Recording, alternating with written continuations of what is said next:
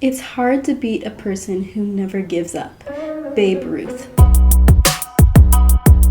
Hi friend, welcome back. So my name is Rebecca for those who are new here, and today we're doing an episode of small business motivation, and we're going to be talking about this quote. One of my main motivations for my business is my travels, my ability to travel when and where I want to, and have a business that enables me to do that. During these motivation episodes, I like to show some of my travel videos. That's why, because to me it's very connected. So during this, you're going to see some of my travel videos in the background and photos, and that's why. And again, I hope you won't mind it either, because for me it's an important reminder of why I do what I do and my motivation. So in just a minute, I'm going to be telling you the story of one of my biggest failures ever in business and how I overcame it. But first, let's dive a little bit deeper into this opening quote that I gave. So let's read it one more time.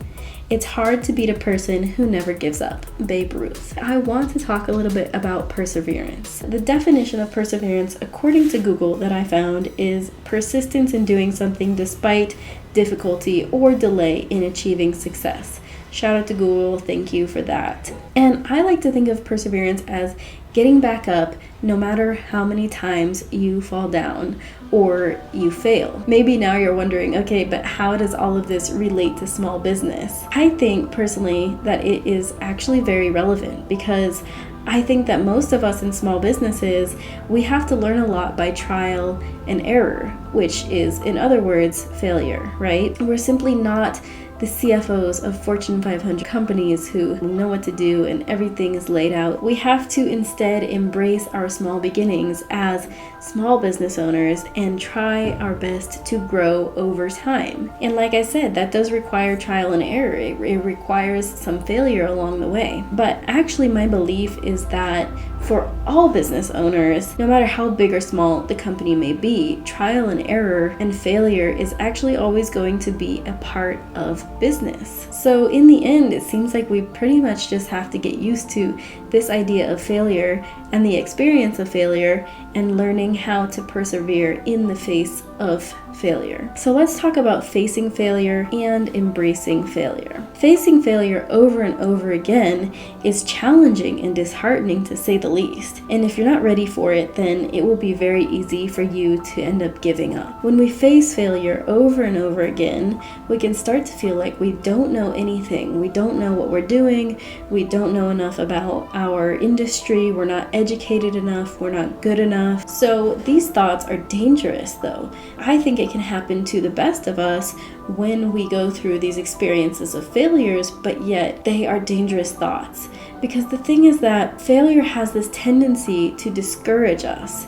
It has this tendency to tell us that we should give up, that we should not keep trying. Like we should just give up everything when we keep failing over and over again. But guys, I am learning to see failure in a different way. And I'm learning that we should actually learn to look at failure as a friend and not as a foe. So in addition to facing failure, we should actually start embracing failure. But failing can make us feel like we are failures. So failure can tell us lies. And let's talk about these lies that failure tells us. It tells us that we ourselves are the failure. It can tell us that we are imposters. I mean, it makes sense. If I fail, then I'm a failure, right? But actually, no, I'm just learning. It can make me feel like an imposter. It can make me feel like I'm not good enough and I don't belong. I mean, successful people never fail, right? Or they don't fail as much as you and I, or very rarely, or they failed in the past but now they don't. But actually, you guys, deep down we know that this is false. And the truth is that everyone fails, not just you. Successful people are just the ones who learn how to utilize that failure for their own advantage and how to become friends with that failure. So we can be tempted to look at successful people and think that they never fail and think that they don't make mistakes and they never fall down. But the truth is that they actually fail just as much as you or I. And I would like to argue that I think they actually fail more than us because they are willing to take more risks because they're not afraid of failure. So I'm trying to learn how to take more risks, how to be less afraid of failure, how to fail more, because I'm learning that failure is my friend and it can help me to grow. And now guys, what I'm about to tell you, this changed my perspective forever when I heard it.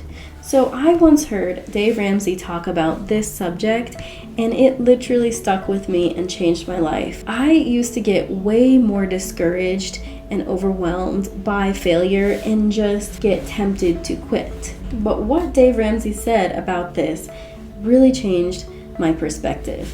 And if you don't know much about Dave Ramsey, that's fine. All you need to know right now is that he's a very, very successful businessman who has built from nothing a net worth that is in the hundreds of millions of dollars. So he's a very successful businessman. He is self-made. None of it was inherited or anything like that. His money is made in business. And what he said that stuck with me is that people always tend to look at him and other people who are so successful, and they tend to think that they have climbed up this ladder or this mountain to get to where they're at by standing on a pile of successes. But what the reality is not that at all. He said, in reality, I'm standing on a pile of failures. I'm standing on a pile of garbage, not successes. And that is what has allowed me to grow to where I am. I was so encouraged. I was like, well, I can fail. I could do that, so maybe I shouldn't give up on business. And I think that we need to have that right perspective, because if we keep people who are successful in this idle state in our mind, like they're an idol and they're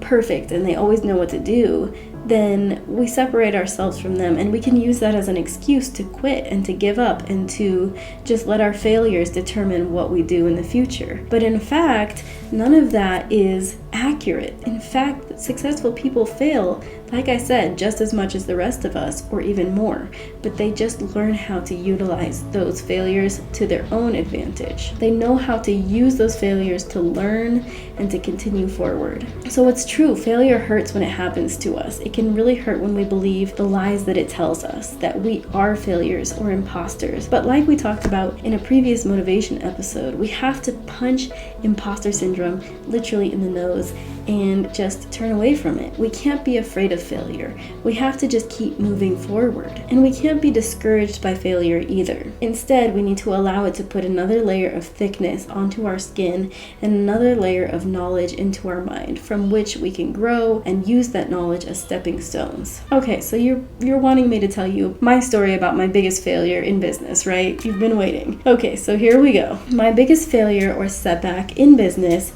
was when I got banned from Etsy. And my entire business that I had built up on Etsy over the course of years, it just all crumbled in an instant.